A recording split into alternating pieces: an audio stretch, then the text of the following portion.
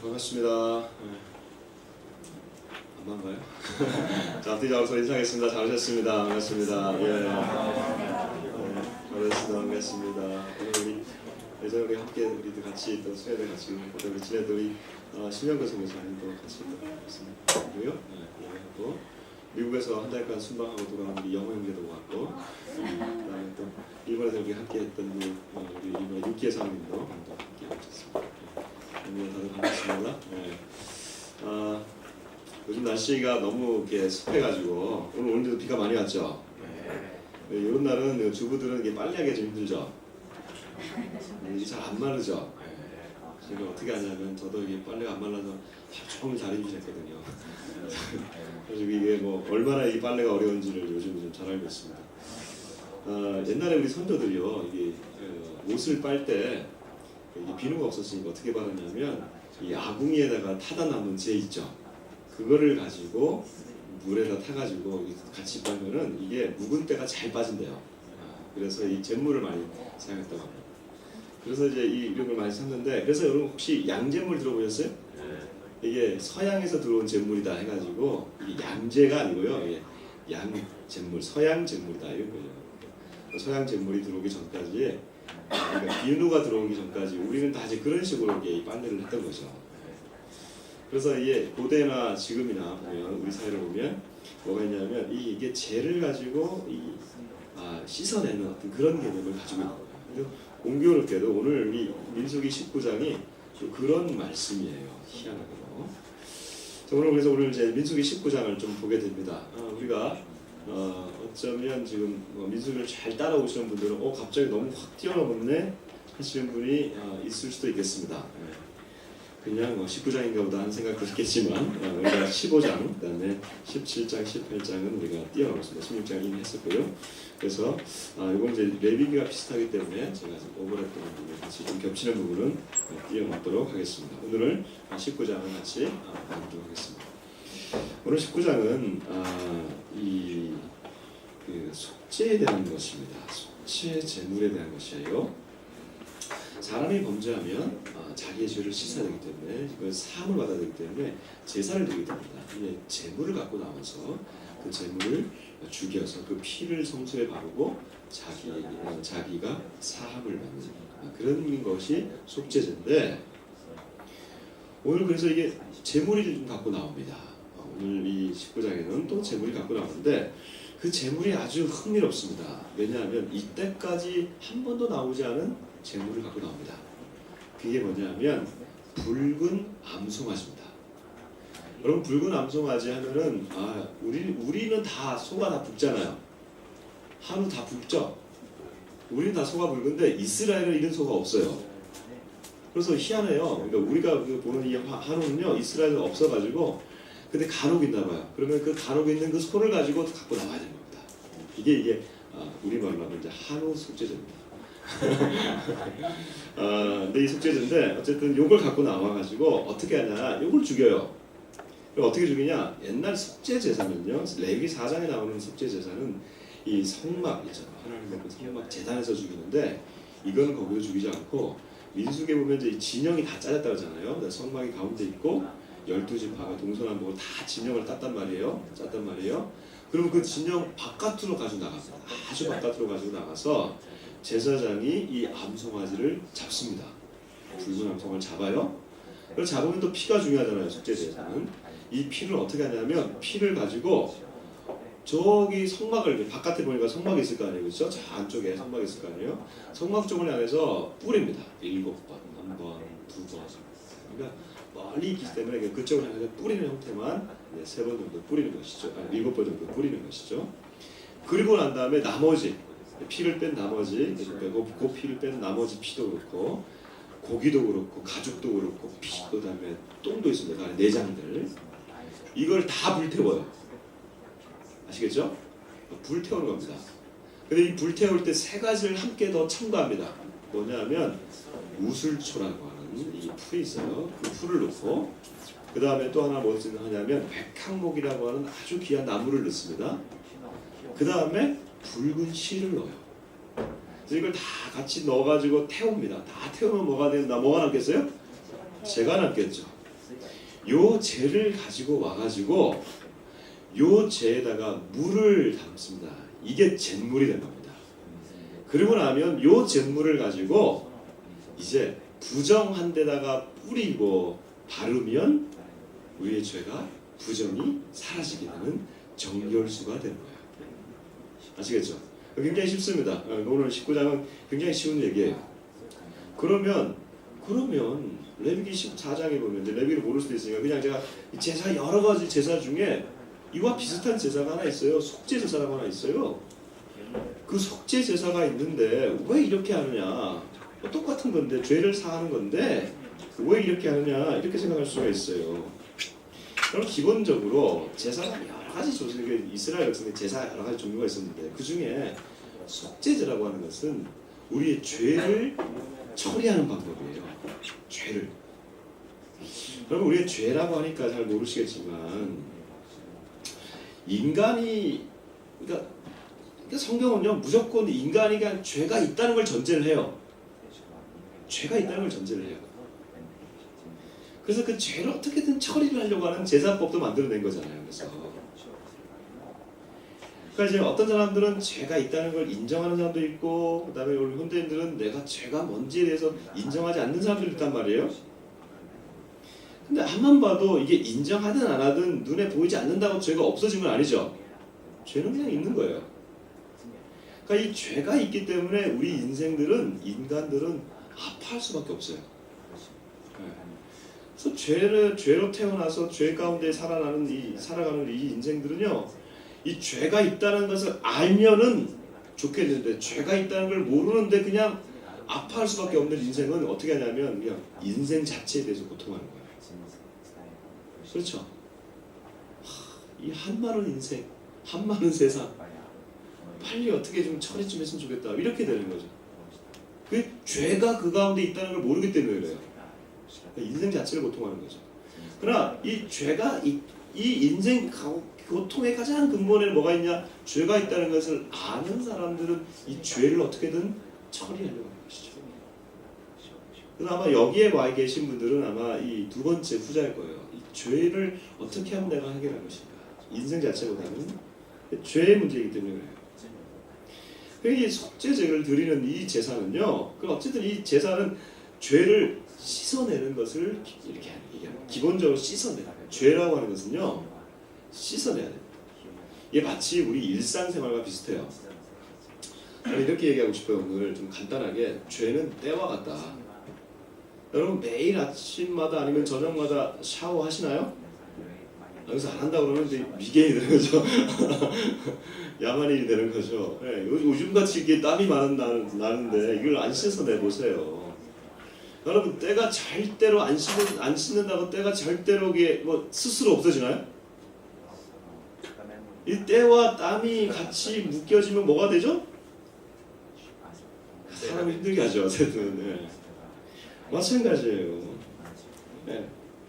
이 죄라고 하는 것이 때와 같아서 계속해서 씻어내야 되는데 오늘 이 정결수를 만드는 거예요. 그래서 이 재에다가 그러니까 이거 타고 남은 재에다가 물을 넣어서 여기서 씻어낼 수 있도록 하는 기능을 하는 거예요. 그럼 아까 제가 말씀드렸던 그 속죄 제사와 레위기 4장에 나오는 오늘 요 정결수 제사와 뭐가 다르냐? 그래서 어떤 사람들은 요 정결수 요 19장 얘기를요 약식 속죄 제사라고 해요. 약식을 한다. 어떤 때 쓰이냐? 세 가지 경우가 있습니다. 언제냐면요, 너무나 많은 죄를 씻어내야 될 때, 그러니까 기본적으로 자신 개인이 나와서 제사를 드리고 성전을 가서 제사를 드리고 하는 개인 제사를 드리는 건데, 너무나 많은 사람들을 빨리 한꺼번에 씻어내야 될 때, 예를 들면 민수기 8장에 보면 제사장을 임명합니다. 제사장도 죄 가운데 임명하기 때문에 이걸 대규모 이임식을 할 때요, 이걸 뿌려요. 그래요. 그 다음에 또 언제 뿌리냐? 여러분 그 시체를 만졌을 때, 사람이 죽어가지고 시체나 죽음의 가운데 갔을 때 이걸 처리를 해요. 하나님은 거룩하시죠. 우리 레위기 개념을 다시 한번 좀 정리해 봅시다. 하나님은 거룩하신 하나님입니다. 이 거룩하신 하나님이 우리 인간에 있어서 우리 거룩하신 하나님과 반대에 있는 개념이 우리 인간인데 우리 인간은 거룩하지 않고 새 속에 살고 있어요. 거룩하신 하나님이 우리 새 속에 있는 우리 인간들 향해서 너희는 거룩하라 말씀하시는데 우리 속에 있는 사람들은 절대로 거룩해질 수가 없어요. 하나님처럼 거룩해질 수가 없어요. 그 거룩하라고 하는 것은 뭐냐면 이 새 속에 살면서 두 가지 개념, 정결함과 부정결함. 그러니까 최고로 너희가 정결하게 사는 것이 하나님 앞에 가장 거룩한 삶이에요. 그런데 여러분 이 부정결, 그러니까 최고로 부정결한 게 있어요. 부정결의 등급도 많은데 가장 부정결한 게 뭐냐면 시체 만지는 거, 죽음과 관련된 거예요. 왜? 하나님은 거룩하시는 생명이기 때문에 이 하나님의 생명이 가장 멀리 있는 개념이 죽음이기 때문에 죽음 가운데 있는 그 죽음과 접촉하고 죽음 가운데 있는 사람들이 그대로 있으면요 이거는 부정결이시고요. 이 부정결함이 계속해서 쌓이면 뭐가 되냐면 죄가 됩니다. 여러분 생각해 보세요. 여러분들이 지금 혹시 어쩔 수 없이 우리 집에서 장례가 났어요? 그렇죠?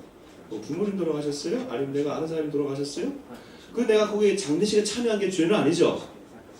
그렇잖아요. 근데 하나님이 보실 때는 그게 부정결한 상태예요. 죽음의 상태에 갔기 때문에. 그렇기 때문에 그 부정결을 계속해서 씻어내지 않고 그대로 있으면 뭐가 되냐면 그게 나중에 죄가 돼요. 이게 구약의 개념이에요. 그러니까 이게 부정결은 고의가 아니어도 내가 어쩔 수 없어도 내가 그냥 부정결한 상태에 접촉돼가지고 내가 부정결하면 그거를 내가 빨리 씻어내는 작업을 해야 돼. 그걸 씻어내지 않으면 오늘 20절에 보니까 사람이 부정하고 자신을 정결하게 하지 아니하면 여호와의 성소를 더럽히면 끊어버리겠다. 그러니까 내가 부정해졌으면 빨리 내가 샤워를 하듯이 씻어내야 돼. 그래서 이 정결수 언제 뿌리느냐? 장례식을 치르고 온 사람들, 아니면 사람이 죽었는데 있었던 이런 거 뚜껑이 안 닫혀 있는 그릇, 이건 죽음의 기운이 들어갔다 생각해요. 그래서 뿌려야 돼요. 얼만큼 부정하냐? 7일 동안 부정합니다. 굉장히 길죠. 죽음과 관련돼서는 아주 굉장히 부정하죠. 그다음 또 언제 이 정결수를 뿌리냐? 전쟁 있죠, 전쟁. 전쟁이 사실은 가장 부정한 것에 부정결의 아주 극치입니다. 왜? 가서 사람을 죽여요. 얼마나 많이 죽여요. 그리고 내 옆에 사람들 죽어가고 나도 죽음과 맞닥뜨리잖아요. 전쟁에서 돌아온 사람들한테 이 정결수를 뿌리는 거예요.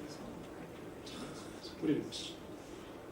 그래서 그 이스라엘에 보면요, 옛날에 예루살렘에 사람들이 성전이 있으니까 예루살렘에 다 들어갈 때 어떻게 들어가느냐? 예루살렘 바로 앞에 감람산이 있었어요. 그 산을 통해서 들어가는데 감람산에 이 정결수를 놓고 사람들이 제사장이 뿌려줬습니다. 지나가는 사람한테 이렇게 뿌려줬어요. 그래서 이 정결수를 만들려고 하는 거예요. 그러면 오늘 왜 갑자기 민수기 19장에 이 정결수 얘기가 나오냐? 바로 16장에 고라라고 하는 사람이 모세에 대해서 반역을 해버려가지고 하나님이 한꺼번에 고라 자손을 죽여버립니다. 땅이 열려서. 그때 몇 명이 죽었냐? 이스라엘 백성이 다 보는 상황에서 14,700명이 곧바로 죽습니다. 대규모 부정결이 일어난 거예요. 그거를 이 사람들이 본 거예요. 그러니까 이걸 빨리 부정결을 해결해야 되는데 그때마다 나와가지고 이 속죄 제단을 드릴 수 없으니까 이 정결수를 만들어서 이제 뿌리라는 거죠.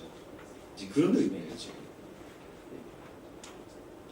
자, 이게 그러니까 이 부정결이라고 하는 것은 부정결이 죄가 되고 이 죄는 반드시 씻어내야 된다. 씻어내지 않으면 안 된다. 그러니까 물이 필요한 거예요. 그러니까 이 우리의 죄와 부정결은 반드시 씻어내야 되는 성질을 가지고 있다. 이거는 그냥 가만히 둔다고 되는 것이 아니다. 이거예요. 다시 요즘 날씨로 돌아가서 이걸 어떤 세계에서 생각하냐면 좀 간단히 적용해 보면, 그러면 요즘 음식물 쓰레기 때문에 요즘 난리죠. 집에서 과일을 먹고 난 다음에 특히 이제 포도, 우리 주부들 포도나 아니면 참외, 이제 핵심 제일 극치는 뭐냐면 바나나 껍질입니다. 그렇죠? 이거 감당 놔두고 한 3일만 놔두면 집에서 어떻게 뭐가 생기죠? 어떻게 잘 알아요? 혹시 그거를요 잘 고이 모아가지고 베란다 같은데 그 음지에다가 한 일주일만 놔둬보세요. 그럼 뭐가 생기죠? 날파리 때와 함께 그 안에 잘 보면요 구더기들이 엄청납니다. 죄는 그런 거예요. 죄는 빨리 처리를 해야 되는 거예요. 부정결과 죄는 빨리빨리 처리를 해야 되는 거지. 그냥 이게 아이고야 내 죄야 내가 사랑스럽다 뭐 이렇게 해가지고 그걸 내가 안에 계속 가서 음미하고 그걸 묵상하고 그러고 있으면 그 안에서 막 뭐가 올라와요. 냄새도 올라오고 파리가 꼭 깨이고 막 난리가 나는 거죠. 빨리빨리 음식물을 치워야 되듯이 이건 치워야 되는 성질의 것이야. 이걸 빨리빨리 치우라는 거예요. 그러니까 어떻게 치우냐? 정결수를 지금 뿌리라는 거예요. 그죠? 이게 뿌리면 된다는 거예요. 근데 이게 재밌는 게 이 정결수에 재료가 있어요. 재료가 재미있어요. 재료가. 아까 그 희생 제물이 뭐라고 그랬어요? 송아지인데 무슨 송아지? 암송아지인데 무슨 송아지? 붉은 송아지. 이 붉은 송아지가 이게 중요해요. 한 번도 나오지 않았던 송아지인데 이 정결수를 만들려면 붉은 송아지를 갖고 나와야 돼. 이 붉다는 게 뭘 의미하냐? 피. 그리고 아까 세 가지 중에 하나 뭐 있었죠? 그 마지막에 넣었던 실이 있었어요. 무슨 색이었어요? 붉은 실이었어요. 이것도 피를 의미해요. 자, 죄를 씻어내는 데 있어서 이것이 의미하는 게 뭐냐 하면 물이 필요한데 핏물이 필요하다는 거예요. 핏물이. 아시겠어요? 대충 이제 연상이 되죠? 또 하나가 있어요. 이게 또 흥미로운 사실인데 이 정결수를 가지고 뿌리는 사람은 어떤 사람이어야 되냐면요. 정결한 사람이어야 돼요. 뿌리는 사람 자체가 정결한 상태에 있어야 돼요. 근데 이 정결수를 가지고 이 부정한 사람들 뿌리는 거 아닙니까? 그렇죠? 그럼 정결수를 가지고 뿌려요. 그러면 그 사람이 곧바로 정결해지는 게 아니에요. 시체를 만진 사람은 3일째 또 뿌리고 그다음에 7일째 뿌리면 7일 동안 부정해요. 근데 이 작업을 해야 정결해지는 거예요. 이 정결수를 뿌리는 사람은 정결하고 정결수를 뿌리면 만든 사람은 부정한 사람인데 아주 흥미로운 게 뭐냐면 정결수를 뿌리는 정결한 사람이 이걸 뿌리고 나면 뭐가 되냐면 부정해져요. 흥미롭죠? 내가 뿌렸는데 이 사람이 정결한 사람인데 이 사람이 뿌렸는데 그 뿌리는 행위 때문에 자기가 부정해져요. 그래서 이 사람은 하루 동안 부정해요. 이런 불안정한 법칙을 왜 줬을까? 아니 정결수를 만들고 정결하게 뿌렸으면 계속해서 정결해져야 되는데 왜 그 법칙을 만들어가지고 그렇게 했을까? 이거죠. 이건 뭐예요? 그러면 이게 지금 형태는 지금 불완전하다는 거예요. 핏물이 필요하고 그렇지만 이 모든 것은 다 불완전하다는 거예요. 불완전하기 때문에 완전한 것을 지금 요구하는 거예요. 완전한 것을. 그 완전한 것이 뭡니까? 자 이제 한번 이제 신약으로 넘어가서 좀 힘들어도 우리 히브리서 한번 찾아봅시다.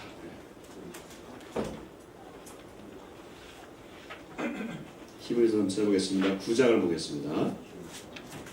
히브리서 9장 12절에서 14절까지 봅시다. 제가 성경은 362페이지 신약 성경 저 뒤쪽에 있습니다. 히브리서 9장 12절에서 14절 같이 한번 읽어보겠습니다. 다 같이 한번 읽어봅시다. 이것은 시작. 염소와 송아지에 피로 하지 아니하고 오직 자기의 피로 영원한 속죄를 이루사 단번에 성소에 들어가셨느니라. 염소와 황소의 피와 및 암송아지의 죄를 부정한 자에게 뿌려 그 육체를 정결하게 하여 거룩하게 하거든 하물며 영원하신 성령으로 말미암아 흠없는 자기를 하나님께 드린 그리스도의 피가 어찌 너희 양심을 죽은 행실에서 깨끗하게 하고 살아계신 하나님을 숨기게 하지 못하겠느냐.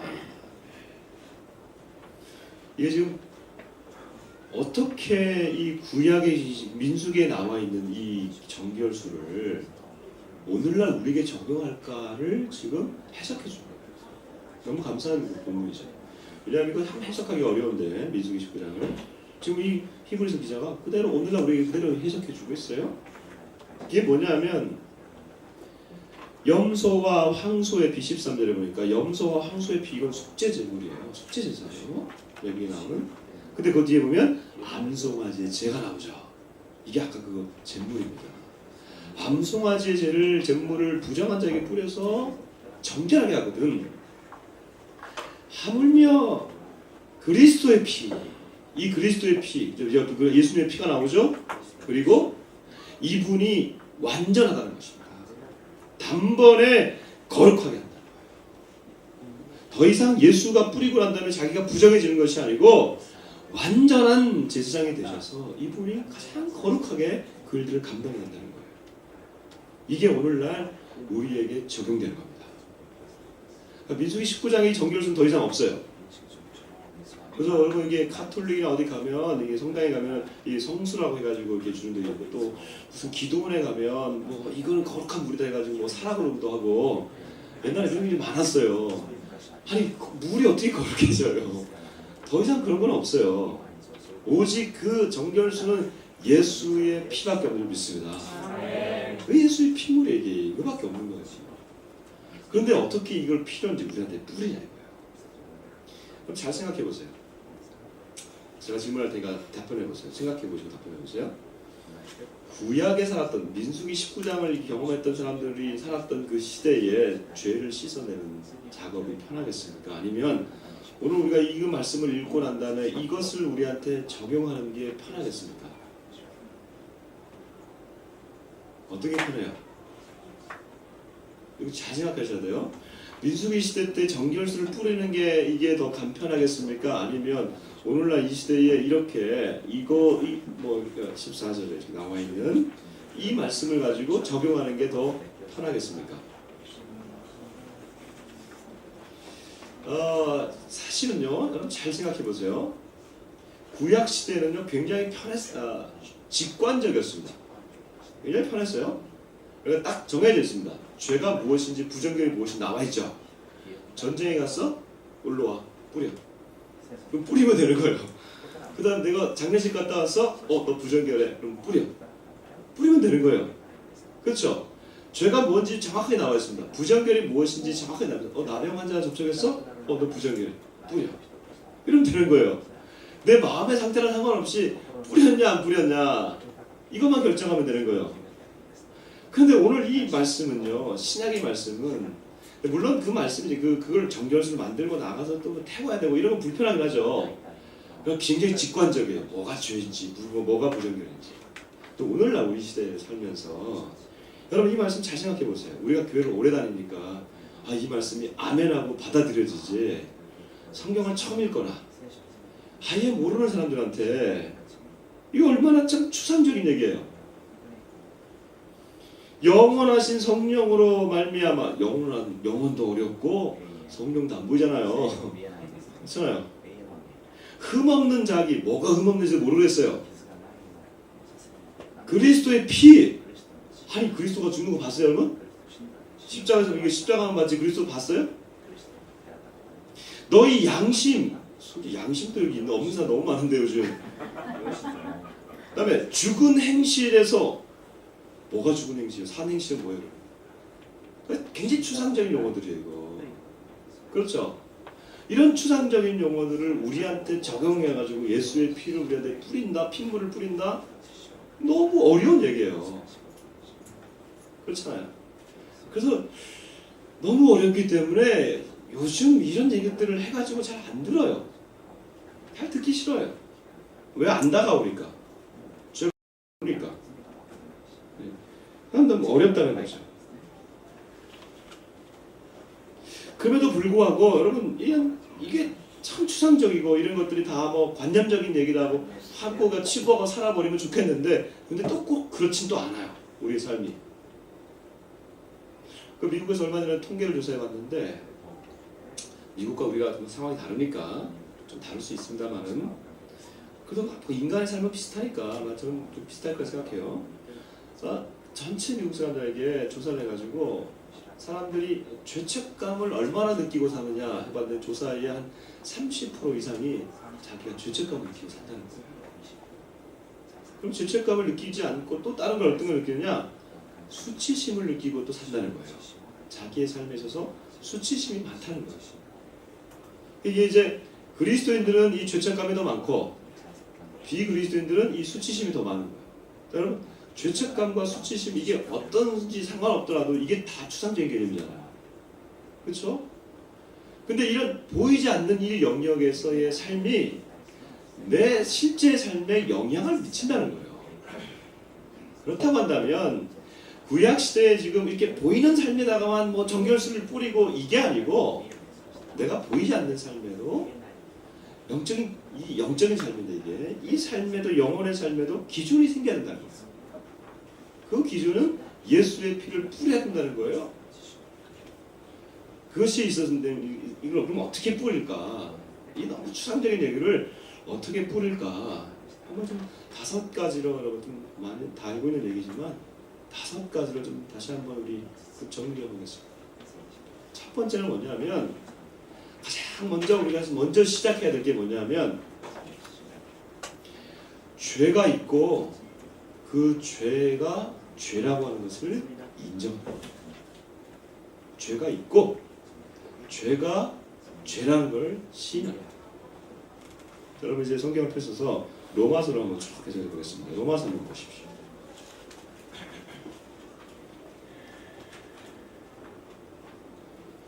로마서 1장 보겠습니다.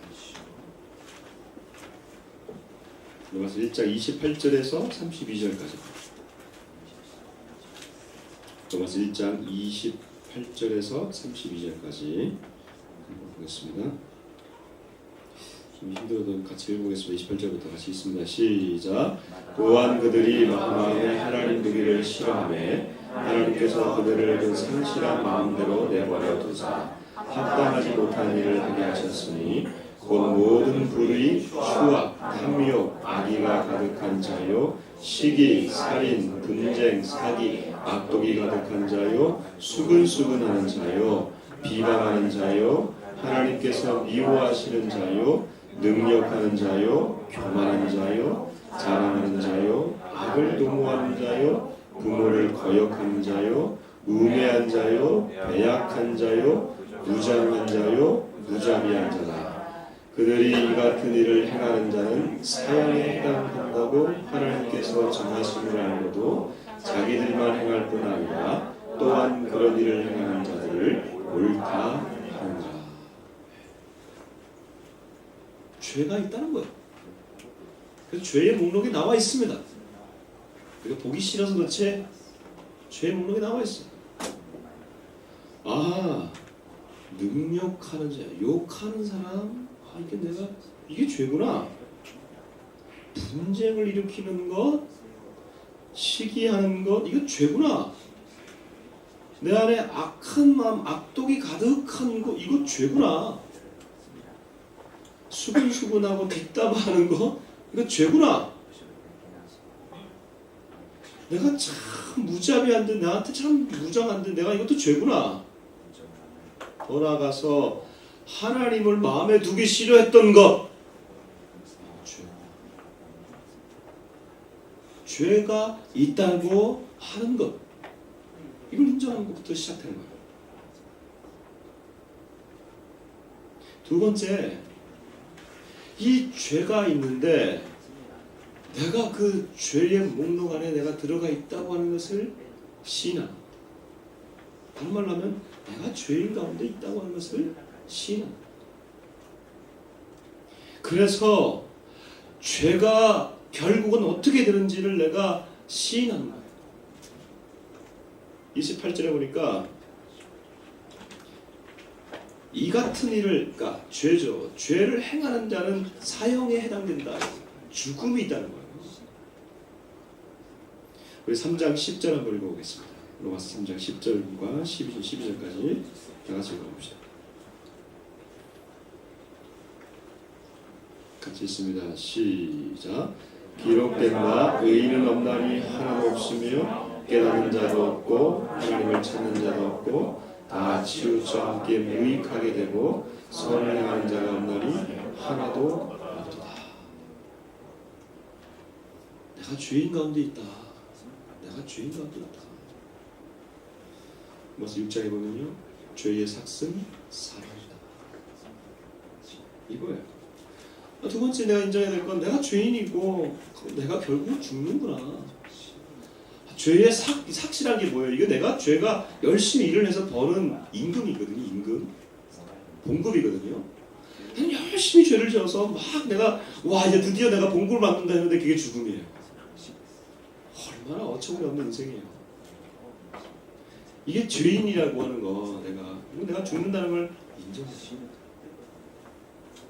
그 다음에 세 번째가 뭐냐면 그 다음에 이 죄가 조금 더 얘기해 봅시다. 죄가요 제가 이렇게 경험적으로 이렇게 나눌 수 있는 게 목회적으로 경험해 보는 건데요. 제 인생을 돌아봐도 이 죄가 두 가지 종류가 있어요. 죄가 내가 가득 차 있기 때문에 내 안에서 올라오는 죄가 있어요. 음식물이 쌓여내는 냄새가 나듯이 내 안에서 올라오는 죄들이 있어요. 스물스물 올라오는 음란, 그렇죠? 그 다음에 시기하는 거, 질투하는 거, 불평하는 거, 원망하는 그 말들. 이게 내 안에서 쫙 올라와요. 냄새가 계속 올라와요. 이게 정기적으로 올라오시죠? 왜요? 이 죄된 이 육체의 메커니즘이 그래요. 정기적으로 계속 올라와요. 언제? 비 오는 날도 올라와요. 그 사람들이 얼마나 올라옵니까? 올라와요. 다 올라와서 나를 죄되게 하는 거죠. 그 다음에 또 하나 밖에서 오는 죄가 있어요. 우리 죄인들이 모여서 살다 보니까 우리가 사회도 만들고 치대도 만들고 제도도 만들잖아요. 그 죄된 제도란 말이죠. 그러니까 그런 제도 가운데 우리가 직장 다니고 사회생활 하다 보니까 거기서 강요하는 죄가 있어요. 너도 이걸 해. 안 해? 너 뭔데 안 해? 강요받는 죄들. 그래서 아까 로마서 1장 32절에 보면 하나님께서 사형이라고 하나님께 정하신 걸 알고도 자기들만 행할 뿐 아니라 또한 그런 일을 행하는 사람들 옳다. 그래 오라. 옳다 하느냐. 죄된 외부적인 죄들이 있어요. 이 죄 가운데 우리가 빠져 살고 있다. 그러므로 여러분 우리가 어떻게 해야 되는 거예요? 그러니까 세 번째 중에 굉장히 중요한 거예요. 세 번째는 뭐냐면 내 죄를 씻어달라는 거예요. 이제 정결수가 필요해요. 이 죄를 씻어달라고 간구해야 되는 거예요. 간구하지 않으면 안 되는 거예요. 이 죄는 계속해서 내가 묵상하고 그걸 가지고 탐닉하고 그런 성질이 아니고 이건 빨리빨리 씻어내야 되는 거예요.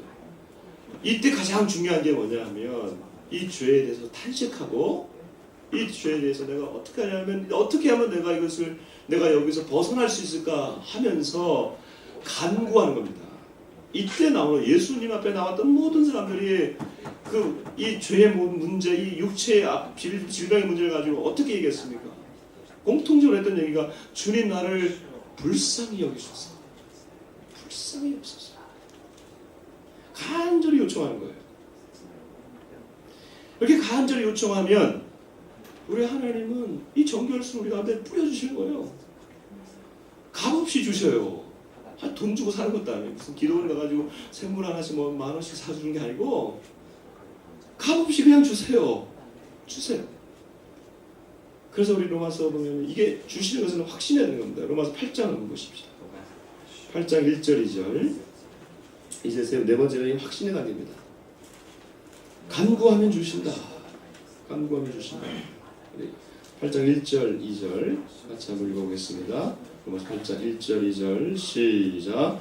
그러므로 이제 그리스도 예수 안에 있는 자에게는 결코 정죄함이 없나니 이는 그리스도 예수 안에 있는 생명의 성령의 법이 죄와 사망의 법에서 너를 해방하였으리라. 아멘.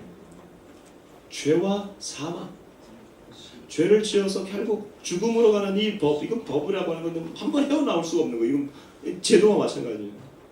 근데 하나님이 정결수를 뿌려주심으로, 예수의 정결수를 뿌려주심으로 내 영혼을 그 가운데서 확 건져주시는 이 놀라운 일, 이 말씀을 우리가 붙들고 나아가는 것이죠.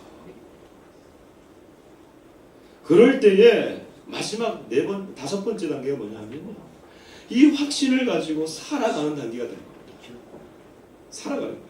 우리 에베소서 한번 보겠습니다. 이제 뒤에 나와 있는 에베소서 마지막으로 읽고 마칩시다. 에베소서 우리 5장을 보겠습니다. 5장 8절. 여러분들이 오늘 사랑방에서 다 나눌 얘기들이에요. 5장 8절 같이 한번 읽어봅시다. 에베소서 8절 9절 315페이지입니다. 시작. 너희가 전에는 어둠이더니 이제는 주 안에서 빛이라 빛의 자녀들처럼 행하라. 빛의 열매는 모든 착함과 의로움과 진실함에 있느니라. 아멘. 이제 너희가 어둠의 자식이 아니고 빛의 자녀라는 것이죠. 이 5가지 단계. 내가 죄 가운데 있고 죄가 있다고 하는 것이고 내가 죄인 가운데 내가 죽을 수밖에 없는데 하나님 저를 살려달라고 간구할 때 하나님이 죄와 사망의 법석을 건져주시고 그래서 이제 빛의 자녀로 살아가게 하는 이 원리, 이게 정결수가 뿌려져요.